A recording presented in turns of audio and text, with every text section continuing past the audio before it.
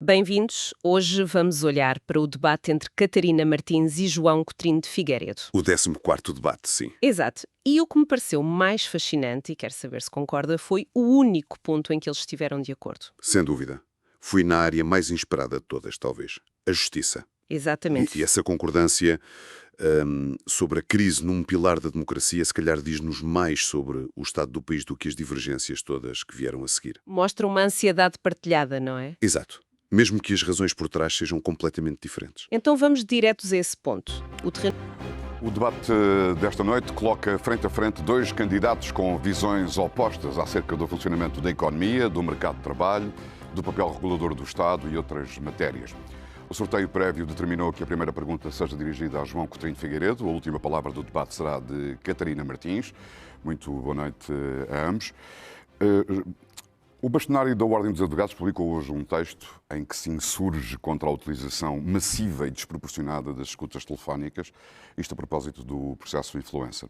Sabe-se que foram feitas 300 mil escutas durante anos, algumas das quais envolveram o então Primeiro-Ministro. 2 anos depois daquele comunicado que ditou a queda do governo, sabe-se que até agora não foram encontrados indícios de crime, ao contrário do que insinuava esse comunicado, e que, pelo contrário, as escutas não foram processadas de acordo com aquilo que a lei determina. E António Costa não é nem arguido, nem sequer testemunha. E a obrigação preventiva não está fechada. Tenho medo. Como cidadão, tenho medo, escreveu o bastonário. É de ter medo desta justiça. Pode estar em causa o regular funcionamento das instituições. Em primeiro lugar, boa noite, José Alberto Carvalho, boa noite, Catarina Martins, e boa noite a quem nos está a ouvir. Vou tentar mostrar hoje que sou a primeira escolha para ir à segunda volta e que o voto útil é, na realidade, inútil. E isto é particularmente grato de fazer aqui uma semana depois. Estou aqui na TVI, uma semana depois de na SIC ter aparecido uma sondagem altamente questionável, e hoje aparece outra já tiro completamente diferente. Eu não estou a dar mais valor do que a outra, estou só a dizer que esta vem na linha das anteriores e estou a dizer que quem deve decidir o seu sentido de voto deve usar as sondagens com muita parcimónia. Está feito o ponto prévio. Está em causa o regular funcionamento das instituições. Se o bastonário da Ordem dos Advogados o diz, tem mais conhecimento de causa que eu não vou desmentir. E vou dizer que, de facto, esse número de 300 mil escutas é preocupante e pode indiciar uma de duas coisas. Há um recurso indiscriminado às escutas, que é um dos meios mais invasivos de produção de prova, ou uma falta de recursos de obtenção de prova de outra forma. Seja como for, o problema para mim parece mais vasto, porque tivemos ainda esta semana, mais uma vez, discussões bastante acesas sobre as fugas de informação que emanam do Ministério Público, a propósito das escutas... Tem a ver com isso, é que estas escutas depois acabam publicadas na imprensa e na praça pública. Com, neste caso, o Ministério Público... Escutas que incluem detalhes da vida privada, pessoal e aparentemente irrelevantes para qualquer tipo de investigação criminal. Que a Procuradoria veio muito rapidamente manifestar-se publicamente o seu desagrado em relação às fugas de informação e tentar logo pôr a culpa sobre as equipas sobre de defesa. Não. E daí que as equipas de defesa, sem dúvida. Eu gostava que a Procuradoria fosse tão rápida a esclarecer outros temas que têm a ver com prescrições, com investigações mal feitas, com a ausência de conclusões ainda da obrigação preventiva que há bocado falávamos. Essas sim. Portanto, mais do que o abuso das escutas, que já seria em si preocupante, a mim preocupa-me que haja confusão entre a noção de autonomia e de total independência, falta de escrutínio no Ministério Público. Ou seja, não é possível que, vez após vez, caso após caso, o Procuradoria-Geral da República e o Ministério Público como um todo não esclareça exatamente o que é que está em causa e porque é que se determinaram coisas daquela forma e que conduzem muitas vezes a prescrições e, no fundo, a uma justiça lenta, como todos sabemos, não é justiça. Catarina Martins, o Procurador-Geral da República deve pronunciar-se publicamente sobre isto? Vou começar por cumprimentá-los aos dois, cumprimentar quem está a seguir este debate. O Procurador-Geral da República deve explicações ao país. Este caso é um caso muito grave, não é o único. Ou seja, eu acho que causa o natural alarme por estar em causa um ex-primeiro-ministro e por estar em causa um processo que até determinou, de alguma forma, a queda de um governo. E, portanto, as pessoas estão mais atentas. Mas a verdade é que nós temos vindo a ter sucessivos casos gravíssimos na justiça portuguesa. Nós até temos um juiz que foi ele próprio vigiado e que não consegue sequer ter acesso ao processo a que deve ter acesso. E, portanto, nós estamos aqui mesmo a viver um momento... Eu percebo que o bastonário da Ordem dos Advogados fala do susto, Porque do medo. medo é um susto saber que as escutas são tão generalizadas, saber que pode haver processos que arrastam na lama pessoas durante anos sem uma conclusão e que ao mesmo tempo têm um efeito muito perverso de deixar casos que deviam ser julgados arrastarem-se até prescrever e, portanto, casos em que era preciso que existissem condenações, as condenações não chegam ou chegam tarde demais, ao mesmo tempo que pessoas que não têm razão nenhuma para ser arrastadas em processos, ficam arrastadas e condenadas na praça pública durante anos. E isto cria um elemento não só de pouca credibilidade da justiça, ou seja, de medo do que é que a justiça anda a fazer, o que é uma entorse gravíssima no Estado de Direito Democrático. Vagas. E permite também uma descredibilização das instituições como um todo e da democracia como um todo. E isto é gravíssimo, é mesmo muito grave. E, portanto, é necessário que haja uma capacidade, eu diria que é da própria Justiça, de pôr cobro ao que está a acontecer. O Procurador-Geral da República é indicado pelo Governo e nomeado pelo Presidente da República. Sim, Temos situações controversas com o atual Procurador-Geral da República, tivemos com o anterior, tivemos ao longo da história da democracia vários incidentes com diversos procuradores. Deve haver o processo através do qual o procurador é escolhido e depois nomeado pelo Presidente da República, estamos a falar de poderes presidenciais, ele tem que ser melhorado. É preciso exigir outro tipo de alguma coisa a quem, outro tipo de atitude, algo mais, a quem o Governo indica para chefiar o Ministério Público? Assim, na presidência, quem se candidata à Presidente da República não muda os próprios poderes, vive com os poderes que tem. Agora, mesmo com os poderes que tem, há algumas coisas que podem ser ditas. Eu acho que tem havido sinais preocupantes de vários Procuradores-Geral da República. Não acho que este seja o culpado de tudo o que está a acontecer, até porque esta é uma situação que já se repetiu antes. Mas, por exemplo, achei muito inadequado que este Procurador-Geral da República tenha dito, a propósito da averiguação preventiva ao Primeiro-Ministro, que podia haver uma prenda de Natal. Eu acho que um Procurador-Geral da República não utiliza estas expressões, não pode ter esta forma de entrar quase no debate político, quase na avaliação política. Ficámos sem saber para quem era a prenda, portanto, não sei se era necessariamente... Acho que é uma forma desadequada. Em todo caso, é desadequado. E acho que é preciso, mas queria só, se me permite, eu acho que tem de haver mecanismos e cabe também à Justiça provar que os tem, e acho que uma Presidente da República pode, pelo menos, incentivar a Justiça claramente a fazê-lo, a provar que é capaz de ter mecanismos de escrutínio próprios e autónomos. Porque há muitas tentações de pôr o poder político ter algum tipo de controlo da Justiça, e quando casos como este acontecem, a Justiça descredibiliza, esse tipo de tentações aumenta. Como é a forma de nós combatermos as tentações de pôr a política a mandar na Justiça, quando a Justiça começa a interferir na política onde não devia. Exato. É a própria Justiça dar provas de que é capaz de ter autonomia na sua fiscalização. E essas provas estão a faltar. E acho que é muito importante que tanto o Conselho Superior de Magistratura como o Procurador-Geral da República, o Conselho Superior do Ministério Público, peço desculpa, como o Procurador-Geral da República, deem provas dessa capacidade de regulação, de fiscalização, e processar jornalistas não é a melhor forma de o fazer. João Coutinho Figueiredo, o Procurador deve pronunciar-se publicamente? Sim. Não só neste caso, em muitos outros já devia ter vindo a público esclarecer porque é que determinados processos têm o desenrolar que têm, ou determinados métodos de obtenção de provas são utilizados em excesso. Tudo isso carece de explicação, e eu devo dizer que a única solução não é ter o poder político a interferir mais no... Eu acho que não. Eu rejeito completamente esse modelo. Mas da mesma maneira que a Justiça não se pode envolver na política, estamos a dizer que a política não se deve envolver na Justiça. Mas para isso a Justiça tem que dar provas que é capaz de se regular a si própria sem interesses corporativos.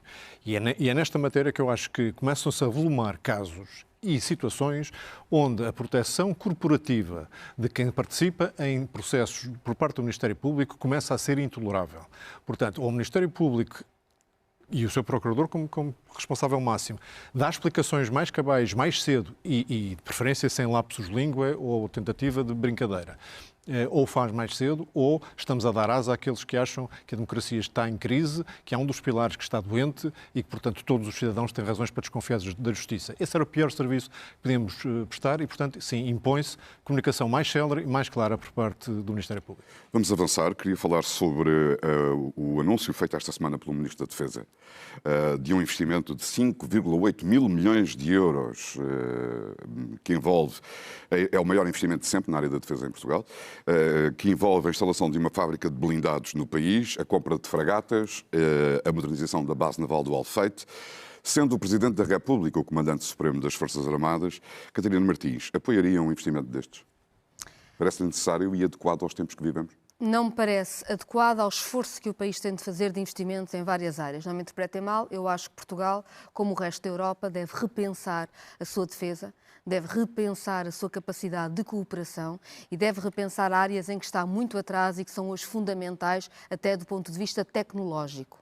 Dito isto, fazer compras de armamento que permeiam indústrias do armamento francesas e alemãs que têm ganho muito com as decisões que são tomadas e que nem por isso colocam os países mais seguros, que nem por isso garantem um outro tipo de articulação e de cooperação na Europa. E ainda por cima gastando recursos que o nosso país precisa e como precisa para áreas fundamentais da nossa soberania, que têm a ver com o nosso território e a segurança do nosso território até face às alterações climáticas, ou com a segurança das pessoas no acesso à saúde. Uma coisa tão básica como o acesso à habitação, eu acho que é absolutamente desproporcionado, desequilibrado e, sobretudo, sem estratégia, gastar este investimento para fazer vontades que não correspondem a uma avaliação das necessidades reais do nosso país. A Catarina Martins está aqui a tentar disfarçar o incómodo que toda esta questão lhe causa. Não me causa incómodo nenhum. Causa, porque ainda há 2 dias, numa entrevista, declarava que, por si, Portugal estaria fora da NATO. Não, mas então já respondi. Sim, e portanto, este investimento sendo enquadrado, obviamente, diz que é sem estratégia, quando nós nem sabemos exatamente, era a minha primeira parte da resposta. Eu não sei se essas fábricas de blindados, essas 3 fragatas, estão coordenadas com quem, que esse é o primeiro pressuposto para dizer, quando pergunta promoveria, a primeira coisa que eu tentaria perceber é se está integrado. Suponho que sim. De acordo com as informações prestadas pelo Ministro da Defesa, suponho que sim. Foi tudo combinado, acertado e a segunda coisa que acompanhado pelos chefes dos vários órgãos das Forças Armadas. Suponho, porque parece de elementar bom senso, é que Portugal está, ao mesmo tempo que está a fazer esse investimento, a integrar-se noutras cadeias de abastecimento de produção de equipamento militar ou de utilização militar. Como parece óbvio, porque estes montantes, que são cerca de 2% do PIB, são vultuosos de facto, mas são uma gota d'água naquilo que vão ser os investimentos europeus em defesa nos próximos anos. Portanto, Portugal tem que estar integrado e, nesse sentido, sim, parece-me boa ideia e parece-me que a NATO é, de facto, a nossa garantia de defesa única. Veja-se, a Ucrânia está na situação em que está, não pertencia à NATO. A Estónia, um país muito mais pequeno, com um exército muito menos poderoso, com fronteiras que são escassos metros de água entre os 2 países, entre a Estónia e a Rússia, não foi atacada. A Finlândia e depois a Suécia, depois de décadas de neutralidade, sentindo a ameaça russa, a primeira coisa que fizeram foi aderir à NATO. Porquê? Porque a NATO, de facto, é a nossa garantia de defesa. Eu sei que a invocação do artigo 5º não é automática e isso é uma questão que o Presidente da República só, para o caso concreto, é que poderia decidir, porque é um processo que não só tem que passar por unanimidade no Conselho do Atlântico Norte, como normalmente é precedido a invocação do artigo 4º para consultas, mas seja o que for, eu não tenho dúvidas nenhumas que o que Putin está a fazer e a ameaça desta semana sobre a Europa só acontece porque pode sentir fraqueza ou falta de coesão, não só entre os membros da União Europeia, mas entre os membros europeus da NATO. E é nesse sentido que eu digo, não tenho dúvida nenhuma que este investimento é necessário, porque se há coisa que favorece os tiranos e os tiranetes que andam a tentar satisfazer as suas ambições imperialistas na Europa, é a sensação de falta de coesão ou de fraqueza por parte dos países. A minha firme convicção é que é verdade que Putin intui fraqueza, mas a fraqueza está porque tem Donald Trump do seu lado. Putin sabe que Donald Trump tem sido, na verdade, útil na sua estratégia imperialista de ocupação do território ucraniano. Trump tem sido, desse ponto de vista, um amigo de Putin e é por isso que Putin sente essa vontade. Repare, a Presidência da República não vai decidir sobre a pertença a alianças, mas eu registro que o de nós que for eleito terá de jurar cumprir a Constituição. E a Constituição diz ela própria que é pela dissolução dos blocos político-militares. Mas eu acho que nem essa... não saída. Se eles se dissolverem, com certeza, não temos a que pertencer, mas nem Portugal deve sair. Mas lá está, mas tem que ter um horizonte de dissolução. Mas eu nem quero discutir o que está desde... Não, mas fica claro, para a Catarina Martins devíamos estar fora da NATO, porque a NATO não acrescenta nada. Para mim acrescenta muito. Se o João me quiser ouvir, pode talvez perceber o que eu penso. Certo. Pronto. O que eu queria dizer é, isso é o nosso juramento e tem a ver com uma ideia de multilateralismo e de paz. Há uma questão nova que se levanta hoje e é bom nós sabermos colocar as questões no cenário em que estamos hoje, porque essa talvez torne questões passadas até um bocadinho absurdas. Nós temos um líder que ameaçou 2 países da NATO. Ameaçou o Canadá e ameaçou a Dinamarca. E esse líder foi Donald Trump. Ou seja, a ameaça veio de dentro da própria NATO. Mudou. E se nós não compreendemos o que mudou do ponto de vista da segurança do nosso mundo, não compreendemos nada. E mudou também a natureza da guerra. Mudou, aliás, o ataque que está a ser feito às democracias europeias através de uma guerra de comunicação que está a fragilizar muitos países na União Europeia. E nessa guerra de comunicação são aliados os tecno-oligarcas americanos com os tecno-oligarcas russos. E se nós não compreendemos que a nossa fragilidade tem a ver precisamente com a nossa capacidade de investimento onde a Europa deixou de ficar para trás e que a nossa fragilidade é também a nossa enorme dependência dos Estados Unidos e que é um perigo, fazermos investimentos completamente dependentes do que decida Donald Trump, então nós não estamos a perceber o mundo em que estamos a viver hoje. Eu vou dar a palavra Está uma tremenda confusão. ao João Coutinho Figueiredo, mas deixa-me só introduzir aqui... Não. Mas é que isto fica na cabeça das pessoas que o problema da NATO é existir o Trump, quando o problema da NATO é não estar coisa na Europa. Na Europa. E, portanto, quando eu já tenho dito várias vezes... Agora deixa-me falar, se faz favor. Força. Depois vamos à situação na Ucrânia. Vamos ver o que é que se passa hoje exatamente. Exatamente porque a Aliança Transatlântica já foi mais forte que é hoje, é essencial que o pilar europeu da NATO tenha autonomia. Tem um general norte-americano a mandar nele. Posso acabar? Força.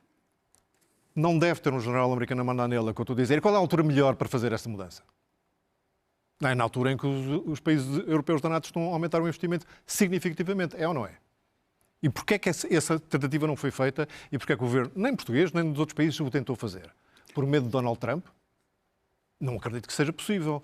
Portanto, a NATO continua a ter uma função absolutamente crucial e o seu principal acervo militar continua a ser os Estados Unidos, mas o pilar europeu da NATO tem que ter autonomia suficiente para poder defender os seus interesses específicos, como é o caso. Deixem-me só introduzir este... Para não depender exatamente daquilo que são os humores deste ou daquele. Sendo certo que intervenções militares, depois no Conselho do Atlântico Norte, poderão ter que ter outro tipo de decisão. Deixa-me introduzir uma pequena linha que não é superficial sobre isto, porque nós ouvimos esta semana declarações sombrias por parte de Vladimir Putin e da NATO. Se querem guerra, estamos prontos, diz o presidente russo. Somos uma aliança defensiva, mas também estamos prontos, disse o secretário-geral Mark Rutte.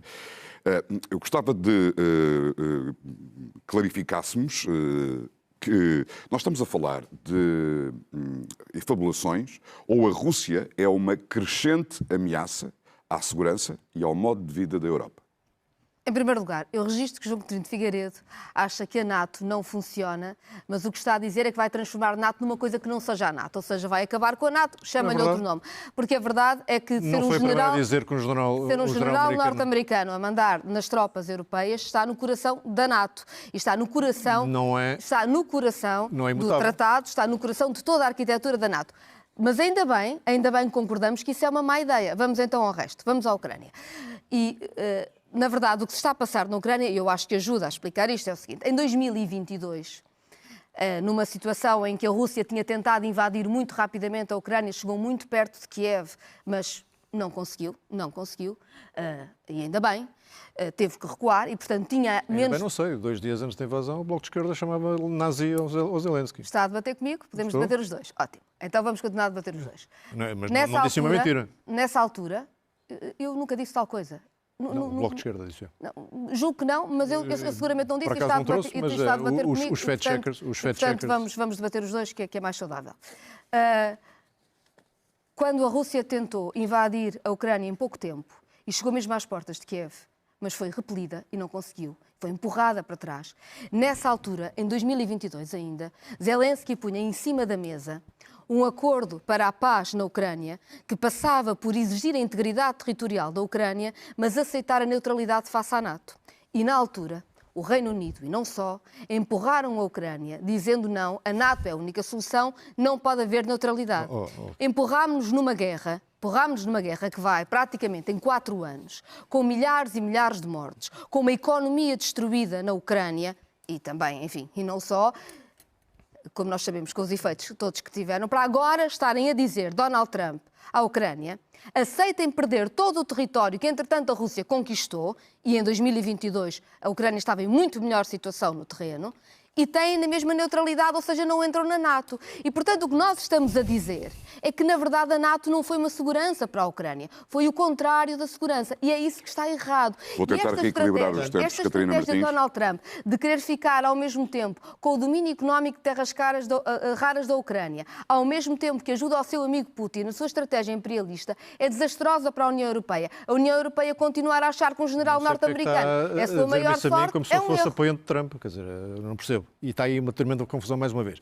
Quis fugir da posição do Bloco quando se tratou de chamar nazi a Zelensky, mas não foge da posição do Bloco, que sempre disse que tinha sido a União Europeia e outros países europeus a empurrar a Ucrânia para uma guerra que a Ucrânia não queria. Catarina Martins, eu estive em Kiev. Também eu. Estive em Kiev dois meses depois de concluída a guerra. Eu estive em Kiev há um ano. Nunca vi povo, logo desde o início da guerra, com tanta vontade de defender a sua soberania e o seu território. Estive com quem na linha da frente, estive em Kiev, estive há um ano, conheço bem. Acha que eles estavam a ser empurrados por Boris Johnson ou fosse quem fosse? Que as pessoas queriam defender a sua soberania, empurrados contra a ideia da neutralidade. Nada. A defesa as do seu pessoas território, claro. Eles precisavam de ajuda inequívoca. E era preciso tê-la, e tiveram. E agora tem-na? Coesão? Com pessoas a dizer, como a Catarina Martins, que a NATO é um problema? Quando eles veem os vizinhos, desculpe, Catarina Martins, eles veem os seus vizinhos nos Bálticos e à volta que pertencem à NATO a não serem atacados. Eles têm pena de não terem aderido à NATO há muito mais tempo. Essa é que é a questão. Porque se tivessem, de certeza que não estávamos nesta situação. Com a anexação da Crimeia há 10 anos atrás e esta invasão absolutamente bárbara já vai para 4 anos. Mas, portanto, não venha dizer que eles foram empurrados para esta guerra. Eu não disse isso, mas eu não ponho palavras na minha boca. Eu não disse que eles foram empurrados. Foram empurrados para não aceitar a neutralidade. Foram empurrados no quadro de isso é para continuar a guerra.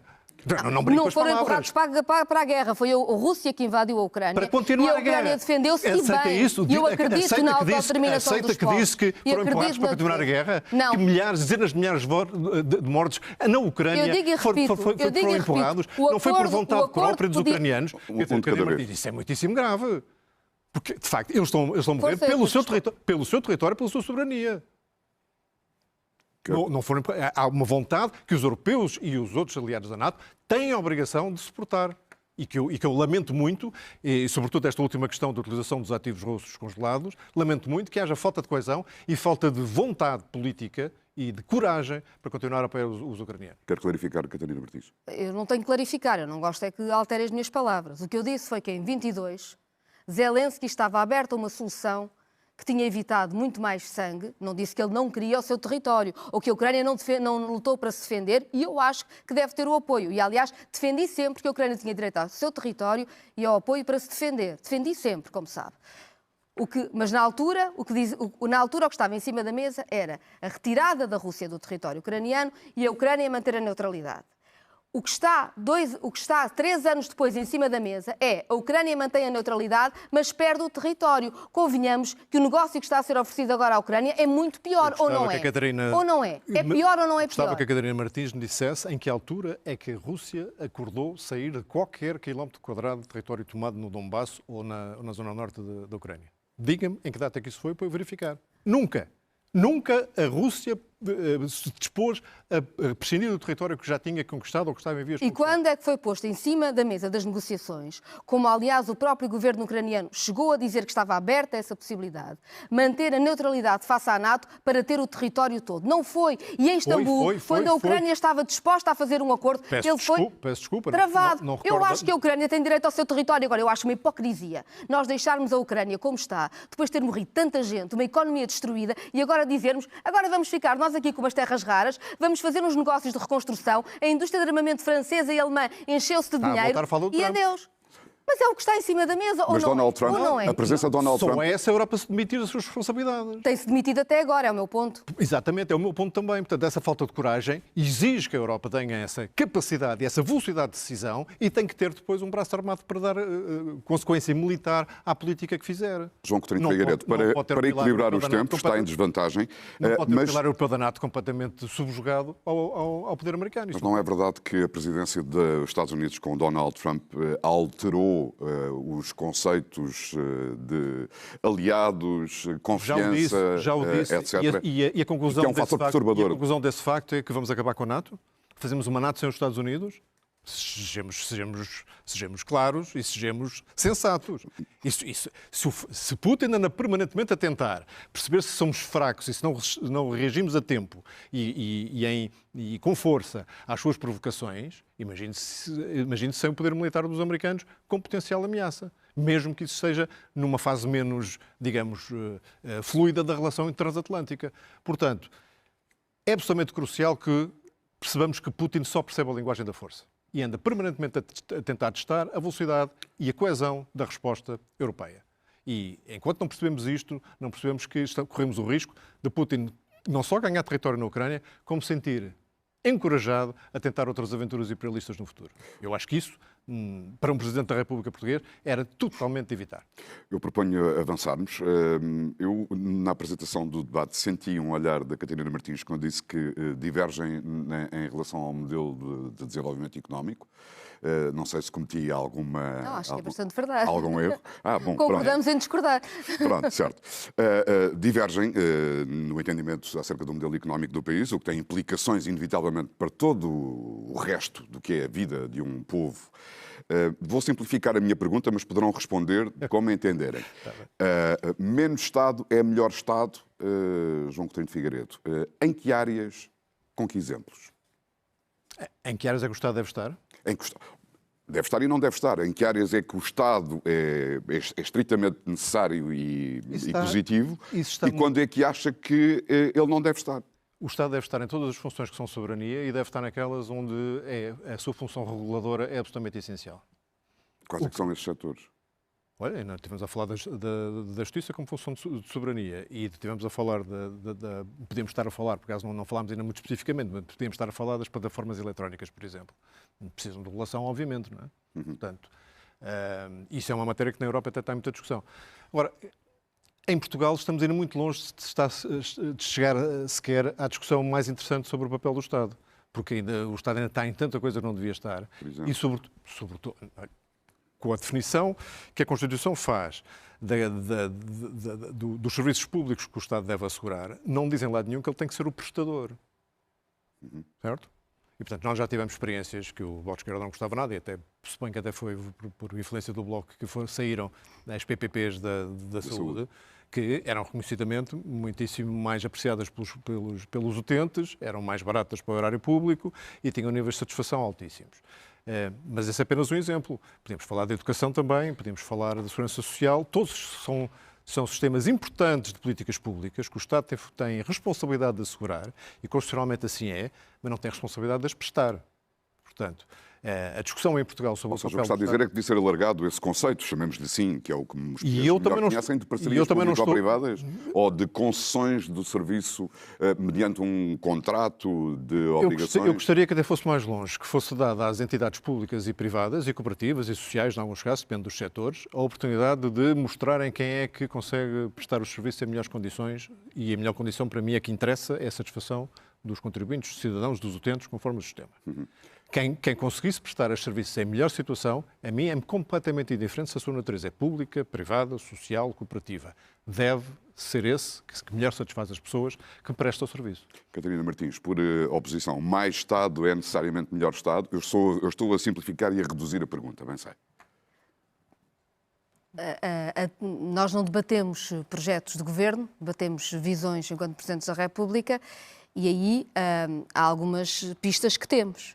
Uma é que em Portugal não está vedada a livre iniciativa na saúde, como não está vedada a livre iniciativa na educação. Mas o que João Coutinho de Figueiredo nos vem propor é que o Estado pague a quem quer ter essa livre iniciativa privada. E aí nós temos um problema, que é como é que nós vamos assegurar que toda a população tem acesso em condições de igualdade, em todo o território e face às necessidades diferentes que tem, se a obrigação do Estado é, além de ter que ter um sistema público que aguente onde o privado não quiser fazer negócio, ainda pagar ao negócio para poder ter uma coisa ao lado igual. E eu diria que isso é impagável. Ou seja, é impossível para as pessoas compreenderem. Ou seja, nós vamos pagar uma rede de escolas públicas porque os privados podem não querer fazer a rede toda. Mas depois também pagamos às escolas privadas e vemos qual é que corre melhor. E, entretanto, isto é um absurdo. A creche que estamos... Ou seja, é um absurdo, não corresponde. Quem é que está a distorcer? Eu não quero distorcer então nada. Não quero distorcer, mas acabou de distorcer. Mas, repare, ou seja, às vezes, há bocadinho, era um bocadinho, nós vamos fazer outra coisa que não é a NATO e continuamos a chamar-lhe a NATO. Agora nós vamos pôr o Estado a pagar o privado e o público ao mesmo tempo e logo vemos o que é que corre certo. Também não é isso. Isto é um problema, Também que não funciona, é caríssimo e vai deixar as pessoas na mão. O que nós precisamos, acho eu, é ter serviços públicos capazes, eficientes e que respondam bem às pessoas. Essas frases estamos todos de acordo. O que nós precisamos é ter serviços públicos capazes. Perfeito. Podemos acabar o debate, estamos todos de acordo. Como? Está contente com o Serviço Nacional de Saúde e o funcionamento? Não. Hoje soube-se que há mais de 7 mil ou 18 mil utentes sem médico de família. Já passámos 1.550.000. Isto para não voltar à litania das urgências fechadas e das consultas atrasadas e dos casos sucessivos agora de falhado. Eu acho que tem falhado. Portanto, estamos de acordo que não está a funcionar bem. Portanto, estamos a querer manter o sistema para quê? Mas quem é que disse que eu estava a tentar manter o sistema? Então, o que eu não acredito é na obrigação do Estado de financiar um público e um privado, um ao lado do outro, e achar que há dinheiro para isto. Não foi nada disso que eu disse? Então, para tentar perceber. Para tentar perceber. No fim do debate vamos tentar perceber como é que resolvemos só a saúde, a educação e a justiça. Por acaso vai correr bem, de certeza, prometo a capacidade de síntese que eu tenho. O ponto é este. Se o objetivo é servir bem as pessoas, está de acordo que devia ser indiferente a forma como essa satisfação é obtida. Está de acordo ou não? Ou não interessa o interesse das pessoas? Interessa como é que o Estado planeia os recursos que tem para garantir esse fim. Mas que o objetivo final seja que as pessoas fiquem satisfeitas. Para mim, é indiferente como é que se lá chega, dentro da lei, da justiça, tudo isso. Correto? Para mim é muito diferente. Como é que isto funciona? E é verdade que há soluções diferentes para a educação, para a saúde, para a justiça, para a segurança social. Para a justiça não, que não entra aqui. Para a segurança social. A justiça não privatizamos, só o resto. Não. Mas o resto, saúde, educação, segurança social... Mas quem é que falou em privatizar outra vez? Está outra vez a caricaturar porquê? Não quer a discussão? Força, vamos lá. Portanto, há bocado era para pegar os dois ao mesmo tempo. Não é. Agora privatizo tudo. Também não é. Então como Se me é que deixar é? explicar um bocadinho, talvez lá chegue. Ou a questão do preconceito. Não sei. É que o Bloco de Esquerda, e a Catarina em particular, anda há anos a querer encostar-nos aos que querem favorecer os privados. Eu já disse isto publicamente. Por exemplo, o projeto de lei de base de saúde que apresentámos, os principais adversários da implementação daquela lei de base iam ser os privados. Porque são aqueles que mais têm beneficiado do descalabro do Serviço Nacional de Saúde. Quando Portugal é um dos países com mais dispêndio direto da saúde do bolso das pessoas, que vão aos seus seguros de saúde, vão às clínicas privadas, vão porquê? Porque não encontram resposta no SNS. E a mesma coisa na educação. Há pessoas que fazem sacrifícios grandes para terem filhos em escolas porque não acham que o serviço de educação pública lhes esteja a servir. Isto é que é grave. Quando diz, nós temos que ter o Estado que assegure o acesso... Mas na prática, como é que funciona? Portanto, quero que eu lhe explique isto agora muito bem. Não temos muito tempo. Então, vou dizer não assim, temos muito tempo disponível. Com duas frases, talvez, saúde. Um dos temas que é para não complicar muito. Gosta do funcionamento da ADSE? 3,5% de desconto do salário. A ADSE no país todo, eu acho que a Iniciativa Liberal chamaria um enorme aumento de impostos. Seria mais ou menos isto que diria. Não, eu não estava a falar do financiamento da ADSE, estava só... Mas é que não há nada, ou seja, todas as coisas têm de ser pagas, não é? Nunca há almoços grátis. Um liberal sabe que não há almoços grátis. Pois não deixa explicar. Para concluir, João Coutinho de Figueiredo. É a terceira, a quarta vez, não deixa acabar uma frase. Tem medo que eu tenha razão no fim? Não tenho medo nenhum. Então deixa-me acabar a frase. A ADSE funciona bem para os utentes ou não? Têm acesso aos médicos que mais gostam, escolhem do público, do privado, do cooperativo, que estão dentro dos médicos convencionados. Pronto. Tem um ligeiríssimo problema. É caro para quem adere e só está aberto a funcionários públicos e seus familiares. Porquê? Imagina que não temos uma ADSE, temos 3. E cada uma delas não recebe a partir do salário, recebe a partir do orçamento do Estado e do orçamento da saúde, que é distribuído numa forma per capita para cada um destes subsistemas, baseado em quê? No número de aderentes que cada um desses subsistemas tem. Agora, vai-me dizer assim, onde é que se está a gastar mais aqui? Em lado nenhum. Não, estás a gastar bastante mais. Eu vou dar a palavra a Catarina Martins e vai ser o fim do nosso debate. É que não está. Está-se a gastar mais e eu quero... Porquê? Que as pessoas... Está-se a gastar mais.